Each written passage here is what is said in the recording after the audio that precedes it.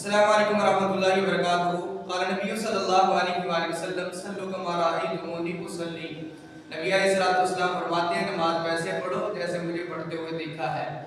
نماز کے اندر جب ہم سجدے کے لیے جاتے ہیں زمین کی طرف تو ہم یہ ششوپن میں ہوتے ہیں کہ اپنے ہاتھ پہلے رکھیں یا گھٹنے پہلے رکھیں۔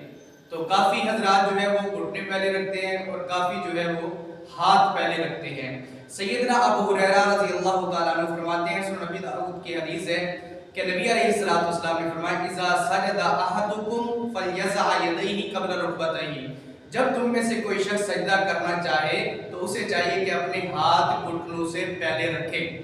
اور اسی طرح ایک دوسری حدیث بھی ہے جس میں نبی علیہ السلام کا عمل بیان کیا گیا ہے کہ میں نے نبی علیہ السلام کو دیکھا، ایک صحابی بیان کرتے ہیں کہ نبی علیہ السلام پہلے گھٹنے رکھتے تھے، بعد میں اپنے ہاتھ مبارک رکھتے تھے۔ تو یہ تو ایک سند کے اعتبار سے حدیث ٹھیک نہیں ہے۔ دوسری بات یہ ہے کہ اصول حدیث کے مطابق اگر دو چیزیں اکٹھی ہو جائیں، نبی علیہ السلام کا حکم اور نبی علیہ السلام کا عمل، تو محدثین کے ہاں یہ ایک پیمانہ ہے حدیث کو جانچنے کا کہ نبی علیہ السلام کے حکم کو آپ کے فعل پر فوقیت حاصل ہوتی ہے۔ ایک میں نبی علیہ السلام کا حکم موجود ہے اور ایک میں آپ علیہ السلام کا عمل موجود ہے۔ تو حکم کیا ہے؟ فَلْيَضَعْ يَدَيْهِ قَبْلَ رُكْبَتَيْهِ، کہ جب آپ سجدے کے لیے جائیں تو پہلے اپنے دونوں ہاتھوں کو رکھیں، بعد میں گھٹنوں کو رکھیں، پھر اسی طرح سجدہ کریں۔ تو یہ ہے عمل سجدہ کرنے کا۔ اللہ تبارک و تعالی ہم سب کو عمل کی توفیق عطا فرمائے۔